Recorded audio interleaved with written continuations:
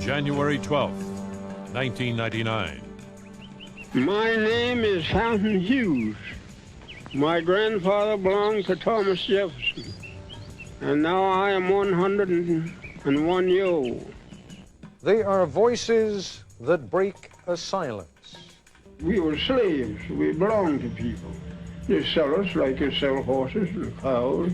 Witnesses to a time we only know from photographs and the written word. But they were there. We stood on that picket fence all day long, seeing them soldiers going back to silent zone in different places. Colored soldiers in droves. Born to slavery. But we didn't have no property, we didn't have no home. And now we can hear them speak. Because you're nothing but a dog. You're not a thing but a dog. Found voices, the slave's life, told by those who lived it. From ABC News, this is Nightline. Reporting from Washington, Ted Koppel. Imagine for a moment what it'll be like for Americans 2 or 3 generations hence.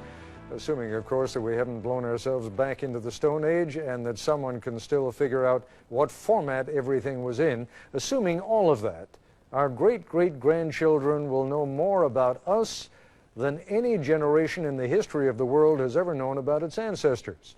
There'll be photographs, of course, black and white and color, audio cassettes, and in a few families, 8 and 16 millimeter film. And there will be thousands upon thousands of miles of videotape on which we will have recorded everything that struck us as interesting or funny or important about the milestones of our lives and those of our friends and families. They will be able to see and hear us long after we are dead.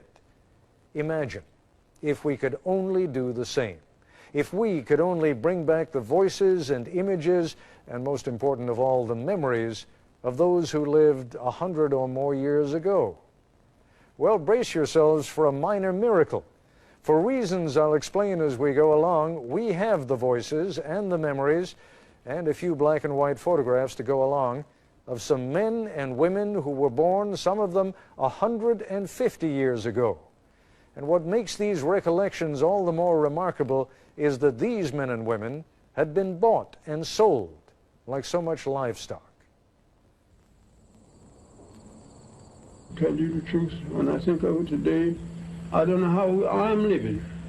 I remember that just as well. Look like to me, I can't.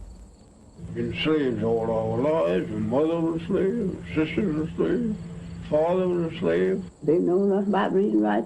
All that I know, they teach you to mind your master and your missus. Mom and them didn't know where to go. You see, after freedom go, just like you turned something out, you know, didn't know where to go. They are haunting voices from the past, not actors reading a script or scholars reading a text, but the actual voices of men and women, Americans, who were born in slavery. My name is Fountain Hughes. I was born in Charlottesville, Virginia. My grandfather belonged to Thomas Jefferson. My grandfather was 115 years old when he died. And now I am 101 years old. Incredible as it seems, we are listening to the voices of ex-slaves telling of their lives in bondage. Men like Fountain Hughes on the living conditions of slaves in Virginia in the 1860s when he was a teenager. Other people didn't have no beds when they were slaves. People slept on the floor. Pallet here, pallet there. Just like a lot of wild people. We didn't know nothing. Didn't like to look at no book. Women like Laura Smalley, describing the makeshift church where slaves worshipped on a big plantation in East Texas. All the church would have be a tub of water sitting just like this thing is, you know, and that would catch your voice, and they would have church around that tub, all of them get around the tub.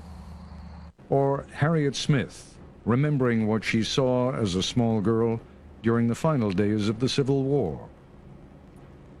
We stood on that picket fence all day long, seeing them soldiers going back to San Antonio and different places. Colored soldiers in droves. That's right along by our house. Our home is a two-story house.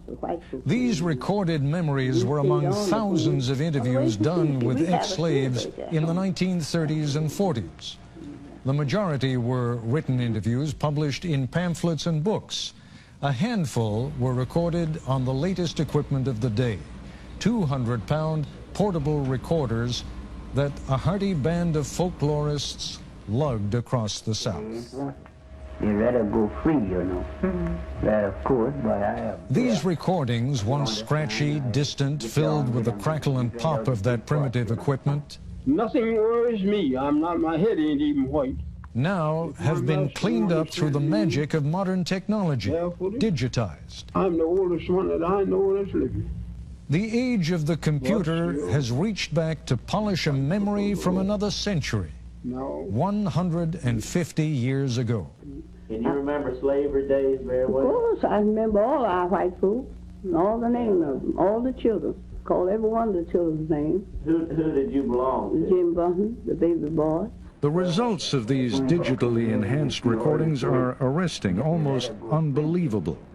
The idea of hearing the voices of actual slaves from the plantations of the Old South is as powerful, as startling really, as if you could hear Abraham Lincoln or Robert E. Lee speak. Listen again to Fountain Hughes, who was born in 1848. We were slaves. We belonged to people. They sell us like they sell horses and cows and hogs and all like that. Have an auction bench and they put you up on the bench and bid on you the same as bidding on cattle, you know. Much of what these three former slaves say may at first seem unremarkable. Much of what they say may surprise and upset, and their calm demeanor is at odds with the evil and violence we associate with slavery. Here is 91-year-old Texan Laura Smalley talking in the 1940s about the outcome of a tussle between two women, one black, one white, one slave, one mistress. The mistress tried to slap the slave, but the black woman pushed her into a chair. Laura Smalley was a girl at the time, but she remembers vividly what happened to the black woman when the master came home. Well, they taken that old woman, poor old woman, carried in the peach orchard and whipped her. And, just tied her hand this way, around the peach orchard tree. I remember that just as well, looked like to me, I can, and round the tree and whipped her. And, well, she couldn't do nothing but just kick her feet, just kick her feet. But it just had her clothes off down to her waist, They didn't have her plumb naked, but they had her clothes down to her waist.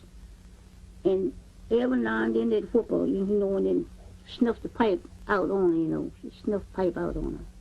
The embers in the pipe, and where you ever see the pipe smoking. Blow them out on her? Mm-hmm. Good Lord, have mercy.